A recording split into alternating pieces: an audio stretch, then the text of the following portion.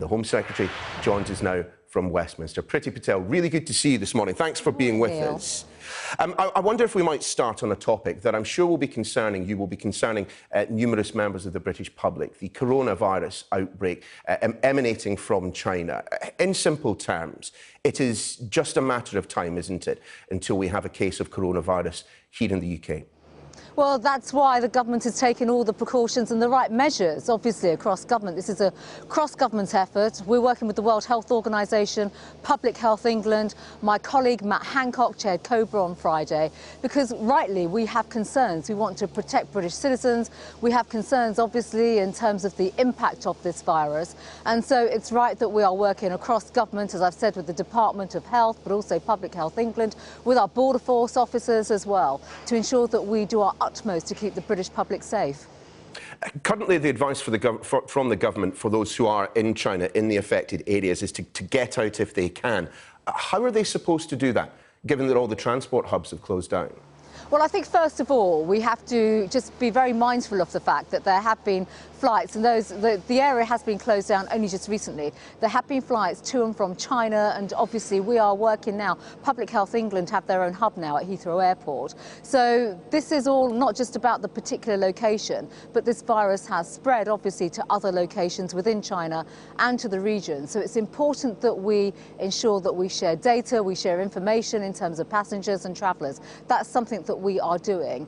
Obviously, this is a fast-moving situation, and there's work taking place in government right now. Every day we're watching the situation. We're working, as I've said, with the World Health Organization, authorities in China too, to assess how we can practically give assistance, but also what other measures we will have to undertake, and the government's working on that right now. But the reason I asked the question, Home Secretary, is that it's being reported by both the Sun and the Mail that the government is currently planning airlift, creating an air bridge between China and the UK to get Britons home. Is that accurate?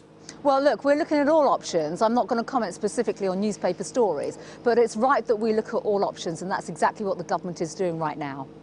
Just in terms of those who returned to the United Kingdom from the affected areas before the government got on the front foot, so to speak, what efforts are being made to find them and to ensure that they are not carrying the virus? Well, there are many efforts being made, and this is actually where Border Force provides information to Public Health England in terms of passengers that have travelled to and from the area. And so they are actually contacting people and reaching out to them and providing screening and testing. And that is fine, that is in hand, and that is taking place. But I think, quite frankly, right now, in light of the urgency of the situation, and rightly so, we are working with the Chinese authorities, the World Health Organization, Public Health England, to look at actually what is going on and to ensure that we are doing our utmost to stop the virus from coming to the United Kingdom and obviously becoming a widespread problem.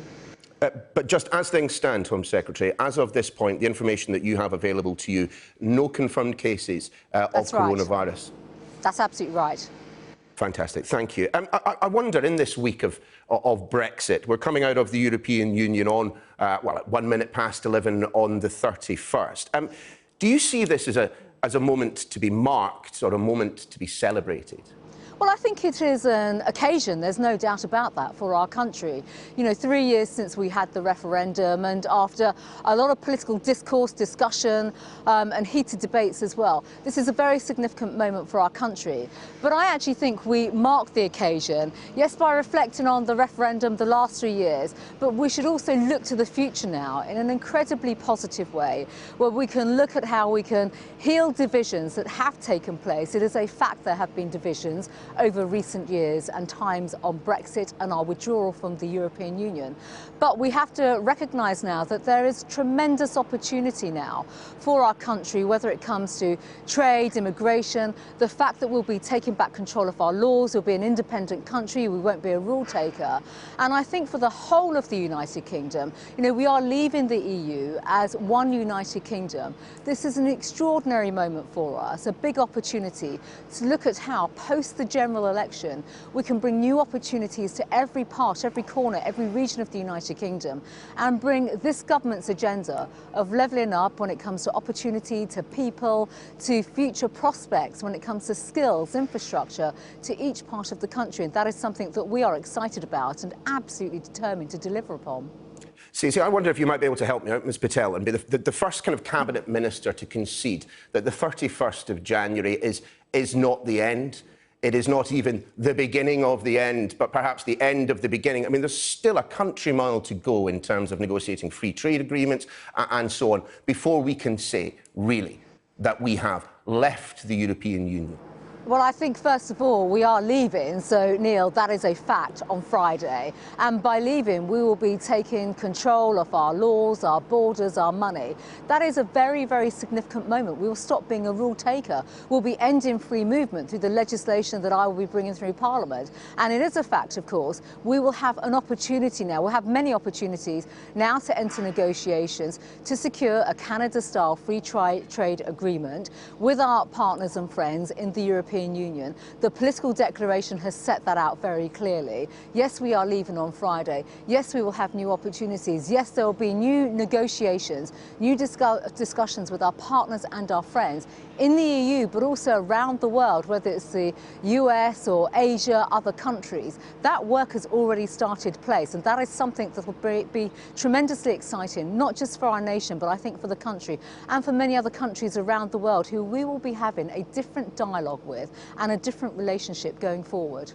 And they, as much as others, particularly around the cabinet table, will be looking to the extent to which we as a country diverge from the European Union. I mean, what is your view on all of this? There seems to have been some conflicting messages from government over the past couple of weeks. Do we remain in close alignment with the European Union, or is this the time to make a break for it? No, there is no disagreement in government at all. We are clear. We are leaving. We'll be taking back control of our laws, our money, our borders. And in terms of how much will we diverge from the current status quo? In terms of divergence, let's be very clear about this. We're not having alignment. We will be diverging. We want to take control of our laws, money, our borders. And to do that, we will not be rule takers, Neil. We'll be setting our own laws. And that is a fundamental feature of leaving the European Union. And as I've said already, in the political declaration specifically to the relationship between the UK and the EU, we've set out the direction of travel already. Yes, we'll be entering negotiations, but we've been very clear in terms of that relationship. We want a Canada-style free trade arrangement, and we want to have, we want to achieve those shared aims as outlined in the political declaration. So where will the divergence take place? Well, look, I'm not going to speculate now. We're about to enter a negotiation, and this isn't about identifying particular areas. We've been clear that when it comes to our agricultural policy, we will have independence. We've been clear when it comes to our immigration policy, we're taking back control. We'll have our own immigration policies. We'll have a points-based system, one that the British government is in charge of.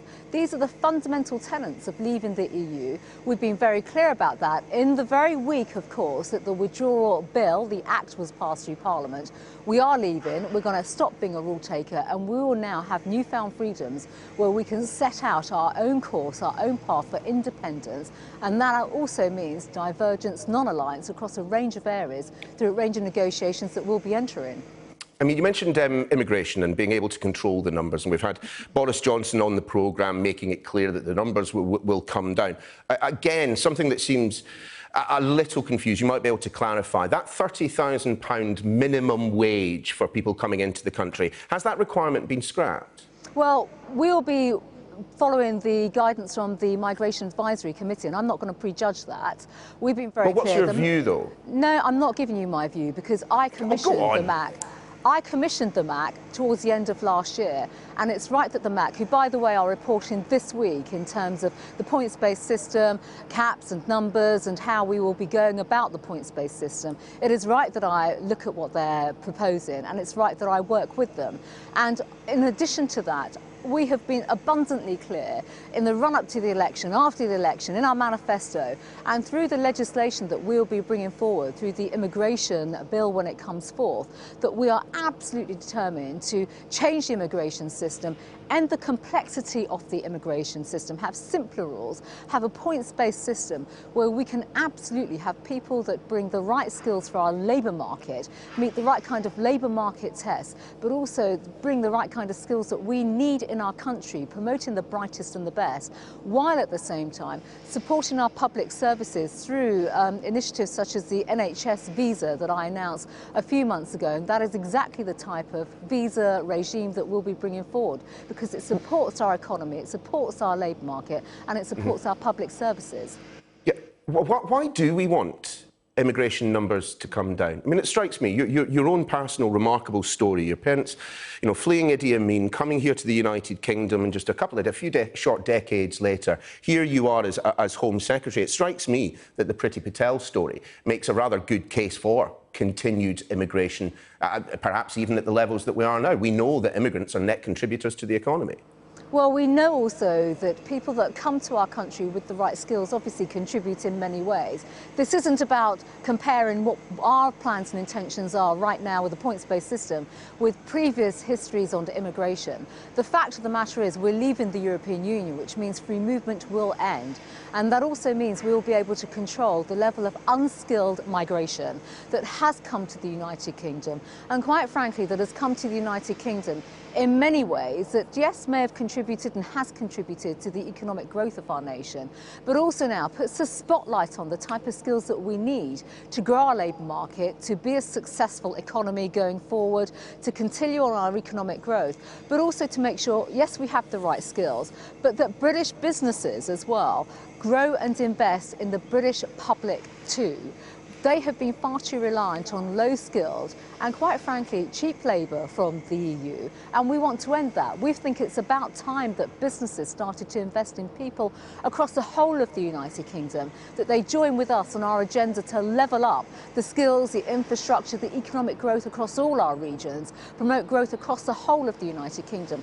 And that is one of the key opportunities that we have when we leave the EU through the immigration system, the points-based system that we will be bringing. Yes, supporting the brightest and the best, but also encouraging British industry to do more, to invest in capital, in people, in human capital, and the skills that our country and our economy needs in the long run.